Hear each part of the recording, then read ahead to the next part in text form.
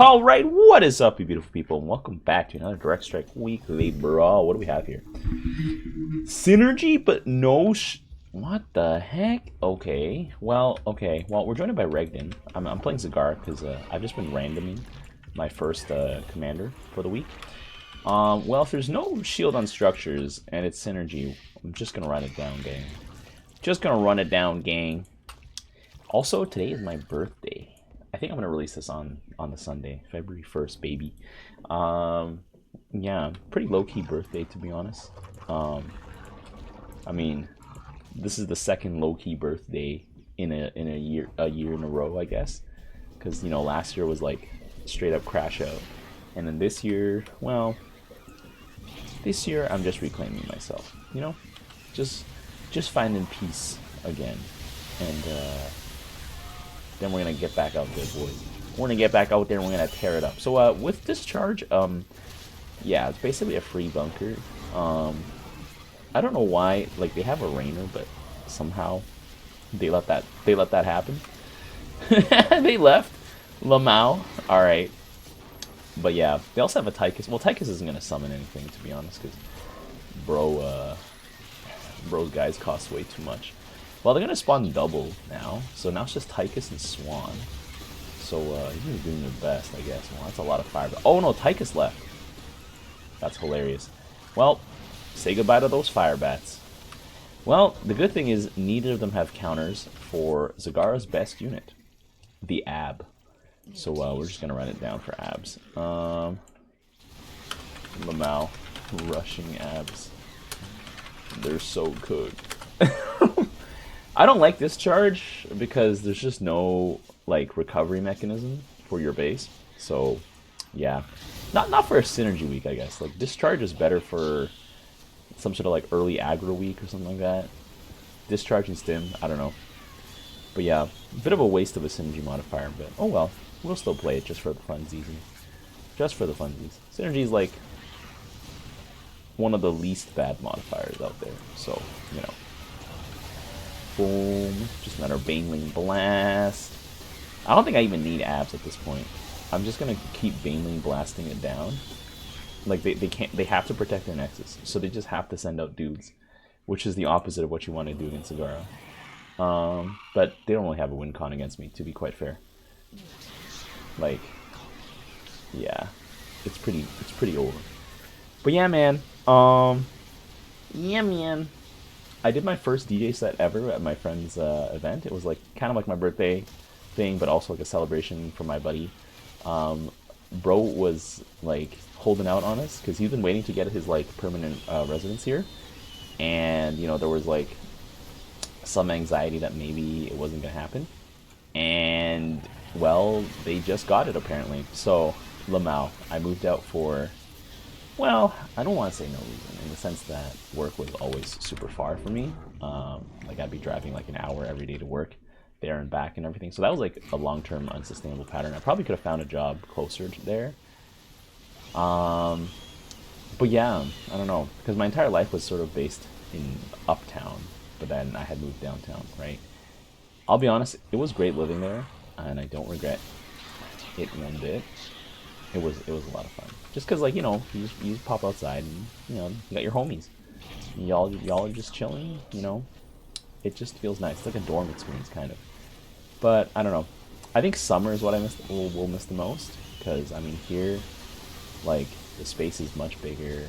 I have a free cat because my roommate has a cat, and so therefore I have a free cat. I'm a lot closer to work. It's only 30-minute drive, so like I save a lot more of my own time, and you know I can use it intentionally because I'm still gonna say hi and like visit them on events and stuff, right? Like, you know, case in point, the birthday party and everything. But yeah, like it was a huge reveal that he was like, "Yo, Gags, I'm actually not gonna have to leave Canada because I got my PR boys, or like the PR interview, which is basically I think going to be like locked in. I don't think you can not get invited after that. I mean, he has all the credentials too. So like, you know, bro's been here for like 7-8 years. I think he has a master's degree. Actually, I don't remember, but like he works like as an engineer and stuff. So like, you know, he's perfectly qualified to be here. Anyways, I do kind of have a little bit of regret of leaving, I guess, in the sense that I'm just like, damn, should have just waited to see how this panned out. But it was like a moment of opportunity because I didn't want to like have to search the rental market and stuff, because one of my buddies was like, hey, like I know this place that like just opened up, which is like in November, and like just opened up, same rent prices I'm paying right now, and you know, I took a look at the place and I was like, wow, the place is actually kind of big, like I like it, and it's close by to work, it's close by to where I'm usually situated, in the uptown area. Like it's not right in the middle of uptown, but like the area is very convenient, and there's more space because I want to find a place where I can just like stay for a while, you know, hunker down and everything. And it's like kind of like on the low key where it's like, you know, I'm renting from like, you know, an Asian auntie kind of vibe, you know. So yeah, it was like if I don't take it now, this spot is gonna be gone in like a week or two. So it was like pull the trigger or don't, right? Because like for the same price, like I'm only paying like 900 Canadian for this place.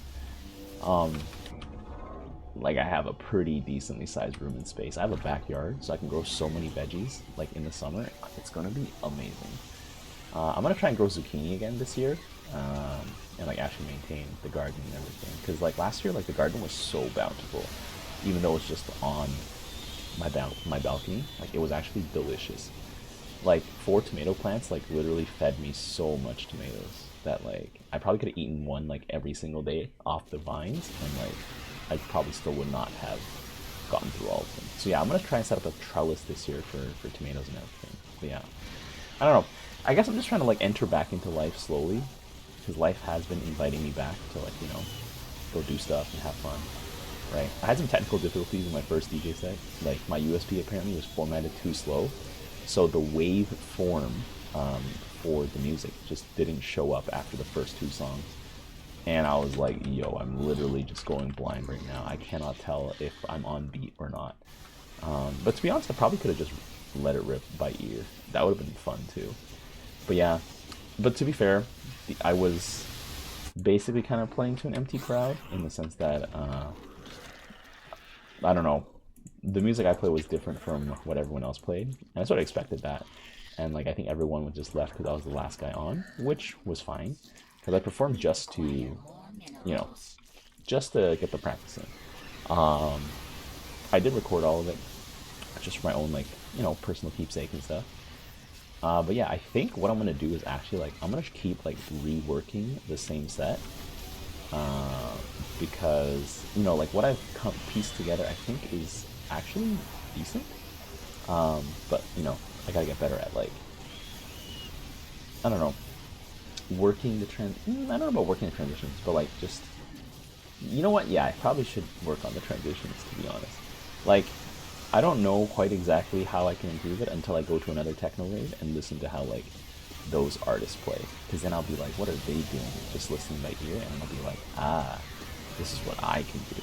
So basically, every rave is now secretly like me attending a lecture, and the lecture is just 2 hours of hard techno music.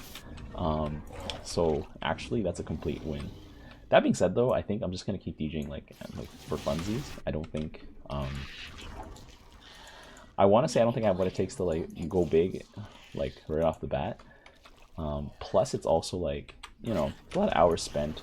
You gotta show up. It's like you gotta build momentum. It's kind of like with YouTube, kind of, but the thing is like obviously with YouTube I have a head start, right? Head start in the sense that I've been doing this for a while, but I'm also trying to switch gears. I've been saying I've been trying to switch gears for forever, but I've just been procrastinating on it because ultimately, I don't have this. I think Hardened Carapace and Shredding Claws. Ultimately, it's like a whole different game, trying to make shorts, Minecraft mod reviews and stuff. But I need to dedicate my weekends to, you know, get that locked in, get that done. So yeah. Looks like we're gonna breach the base here. Oh, actually, I'm out of abs. Oh, well, just okay, never mind. I was gonna Baneling Blast the middle. Raynor just has to keep sending a huge Bow Ball of units out here, but eventually the Bow Ball is going to collapse, and there's not going to be enough stuff to soak damage, and we're going to win. This is more of an eventuality. It's more of a question of when, not like if we're going to win. But yeah, I don't know. It kind of feels weird. Like, I'm literally in uncharted territory. I'm literally just by myself now. Like, I basically don't have parents. But it's kind of like a good. It's like when you spawn into a Minecraft world, you know. Everything is possible and available to you, and it's just like, what do you want to do now? That being said, it's more like I spawn in, but it's like a one of those like roguelike games. Oh, there we go, we're gonna win here. The abs are gonna die and then pop the base. But yeah, it's like one of those roguelike games where it's like you have all these masteries and stuff. So like you spawn in, but you're not really like spawning in fresh, right? But now it's also like, you know, what do I want to do? And ultimately I think right now, look at that damage dealt. Absolutely filthy. Right now I just want to, you know, build a life that is built around freedom of, you know, financial freedom, I guess. I don't know why I'm stumbling over my words here, but anyways, let's go to round 2. All right, we're back for round 2 of ZAGARA. You already know it, boys. Well, it's a short game, so we're gonna run round 2. This time I'm just gonna try and like, we're gonna drag it out. We're not gonna crush abs and like, you know, prove that we can win. We're gonna enjoy this like a 3-star Michelin restaurant dinner. We're gonna buy all the roaches. We're gonna buy all the hunter killers. We're gonna slowly crack this base apart. And then like the enemy team is just like somebody who folds like instantly to ZAGARA.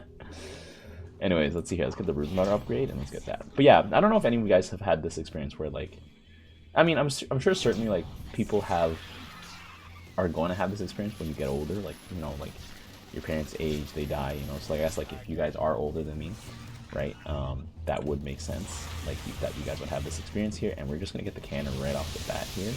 Lamau. So basically ZAGARA is just free low this week. You're just gonna pop the cannon instantly. This is why the cannon has shields, by the way, because ZAGARA's Baneling Blast just instantly melts it.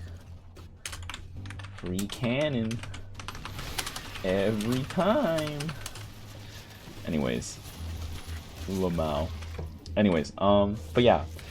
Okay, we got this, and then we got that. Okay, let's just go meltate this here real quick. Boom, boom, boom. Destroy that. Let's get this here. Let's get this here. But yeah, like, I guess, like, if you guys are older than me, you guys will probably be in a phase where, like, your parents are passed on, or, like, I don't know. I guess you'd have to be significantly older than me, though. Like, maybe in your 50s? 60s? I don't know. But yeah. I just turned 30. I didn't really celebrate it in, like, a glamorous way, so to speak. You know, people are like, yo, champagne birthday, do this and that. But I'm just like, you know what?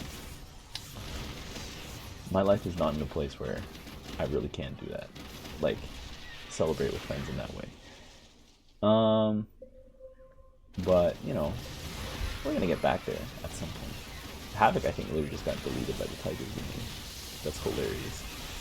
Okay, well, with all those Banshees, I think I should actually get some Corruptors. Like, low-key, Corruptors are kind of good. We got the Rocket Boy bunker here. That should probably hold it off for quite a while. Yeah, he's got 6 dudes. 6 Rocket Boys in there. It'll be good. Yeah, the Havoc being, like, in the middle, the Tychus Grenade just has to hit it, and, like, it just gets clapped instantly here. And, oh, Tychus Grenade missed. Oh, but we can't see it. That's annoying. Yeah, because ZAGARA can take quite a lot of hits here. Okay, well, I'm going to summon some Corruptors and then an Overseer. Well, maybe not summon them in the center because the Tychus Grenade's gonna boink them. I'll put the Overseer slightly to the side here. But yeah. Yeah, so I don't know. I guess no one really ever, like, prepares you for this point in your life. I don't know. What if you guys are lucky and, like, you guys have parents who are, you know, give a fuck about you and, like, are actively more involved in your life rather than trying to, like, extort your ass for money and use you, like, as a resource, you know. But yeah. I mean, ideally, that's what I would have liked to happen, you know? Have real parents. It's not that my dad, like, doesn't care, it's just he doesn't wear the pants. So, yeah. Yo, gang. Low-key Corruptors do not do enough damage here. The Corruptor damage output is actually kind of pitiful. The best thing Corruptors can do is to actually get popped, and then like they become ravenous. But yeah. Arguably, I think I'm literally on the up and up right now, but it's because like, oh, I need to make sure the virulent spores actually go pop. Yeah, the best thing they can do is actually kill my Corruptors, because the Corruptors will go pop and then, yeah, the Scourge will come out like that. But yeah, like, I don't know. I've cleared through all the garbage of last year, all the craziness, all the toxicity, and now it's just up. Now it's just up, boys. You know, nowhere to go but up. But you know, like, low-key, I still got that PTSD from all the shit that I've been through, so yeah. I don't know. I don't know if it's fair to call it PTSD, but it's like, you know, like, stuff like that doesn't happen to you and like not mess you up in some way, you know? I don't know. Well, I don't know if I want to say mess me up, but like it's more like, you know, you're more aware of like the costs of not being filtered, I guess. But yeah, I think I'm just overly cautious now at this point because, like, you know, I've been through it now. So, ooh, big pop on the thingies here. Oh my god, I've been through it now, so like I know I'm less likely to make a bad choice, I guess, so to speak, or like a misaligned choice in the case of like picking someone like who actually isn't great for me. But yeah, let's see here, roaches. I should just probably tech up Hunter Killers at this point. Like, I feel like right now I'm just kind of wasting my time not buying Hunter Killers. Boom. Boom. Took down the Viking. There we go. I should probably... Yeah, no, Hunter Killers first. I'm like, I should probably just get more Lings. But then I'm like, nah, the Lings are just going to get popped by the grenade here. The Roaches are doing good, though. Okay, we got a Black Hammer from Regden. Regden's going to nail it down here. Is he going to pop it into Siege mode, or... Okay, there we go. Yeah, because, once the Banshees are gone, like, we're not really struggling no more. And like Vikings on the ground are just kind of hilarious. Like, they don't really do anything. But yeah. Yeah. I don't know. Still got Tutor Bit. That's like the money. Gotta make sure I'm still making that, you know. I like bought this DJI Osmo Pocket 3 camera. Osmo 3 Pocket, I think is what, Pocket 3. I don't remember what the acronym was, but it was like pretty expensive. I had to get like a really good SD card for it as well. And now I'm just like, now that I've recorded my set, I'm like, what am I going to use it for? Because it's really fragile. It's got like a built-in gimbal and stuff. And while I could totally vlog with it, I don't really have an interest in vlogging. But like my buddy was like, yeah, you should just get it just to like record your set and stuff in case you ever decide to make content in a different way. And now I'm just like, well, I could take it to raids, but I'd literally only have it out if I'm standing in an area that like isn't chopped. Because like when you're at a raid, like people are just everywhere. You know, you have to basically be standing backstage or something, or otherwise people will push you around and stuff. And like the little baby gimbal, like one elbow is probably gonna take it out, and it's totally fucked, right? So yeah, I don't know where I would bring that. Like even talking about that idea, just like it's like giving me low-key like anxiety. You know, I feel it, like the hairs are standing up. I'm like, ugh, you know. But yeah, I don't know. I'm just really excited for spring because I really just want to start growing. I don't know if I want to grow lettuce this year again, because like lettuce is kind of a disappointing thing. It was like a pain to harvest everything because I would sow all this stuff like pretty thickly, but like they wouldn't grow to be too big, maybe because I did sow it too thickly, but like lettuce seeds are like grains of sand. So like literally, even if I wanted to like individually plant it so there's space, it's like, I don't know, it's a bit of a pain. It's a bit of a pain. That's why I'm just like, I don't think I ever want to grow lettuce again. But you know what I can do? I can grow kale and Swiss chard. That stuff, like, I think basically grows all year round in Canada. Because it doesn't bolt. And it tolerates, like, low-key my Swiss chard was able to survive, like, negative 2 or 3 degrees Celsius weather. And kale definitely does not care unless it's, like, literally frozen outside. Like, everything's frozen over. Like, literally the giant polar vortex probably killed them. Other than that, like if it was like a chill summer, I mean not chill winter, well, the opposite of a chill winter, a cool winter, they low-key would have just survived, and I probably could have like harvested and stuff. I bought like these raised beds that are made of metal. I think they're like aluminum or something. So I'm gonna probably grow all my stuff in there, and then I'm gonna hang the balcony pots that I had on the edges of the raised bed. And so I can probably grow flowers in those balcony pots, or I can also continue to grow more veg. Like I can grow my big plants like tomatoes and zucchini in the middle of the raised beds. I'm probably gonna grow okra in the raised bed this time, because I don't know how I managed to grow okra in those little balcony pots, because like the okra plant was like 60 centimeters tall. So as soon as like it started growing to its full height, I was like, oh, like this plant does not belong in such a small container. But it survived because I kept fertilizing it, like, you know, every week I would pop a little fertilizer, just a little general fertilizer. I don't think I ever want to grow strawberries again, because like they were nice, but I would only get like 3 or 4 strawberries a week. So like if I really want to grow strawberries, I had like 2 plants, so I would probably have to grow like, I don't know, 10 plants to really have like a meaningful harvest of strawberries on the weekend. It was kind of nice. It's just like, you know, on the weekend you go outside, check out your garden, and you're like, hey, what's in the garden? What do I have? And then like I'd make like a little salad with my Swiss chard, or like I'd cook it, it's like, you know, stir fry, saute. Apparently it goes really well with butter, or like turn into a quiche or something, but I don't actually know how to do that, so I haven't done it yet. But yeah, it's actually kind of amazing that going mass monster ZAGARA here, like no abs, no nothing, like I'm still like crushing it. I think it just goes to show that like small ZAGARA is pretty strong. But the Colossus are starting to give me trouble here, mostly because of the AoE damage, but that's okay. I think if we really wanted to end the game, we could have ended a while ago, but, you know, there's no point in that. Oh, the game's ending right now, actually. What about? The game's ending right now, actually.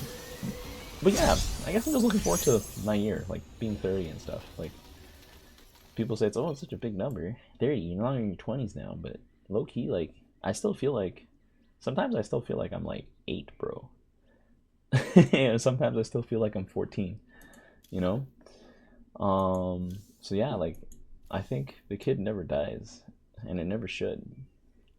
Anyways, if you guys enjoyed this game, be sure to leave a like, and until next time, I'll see you guys later.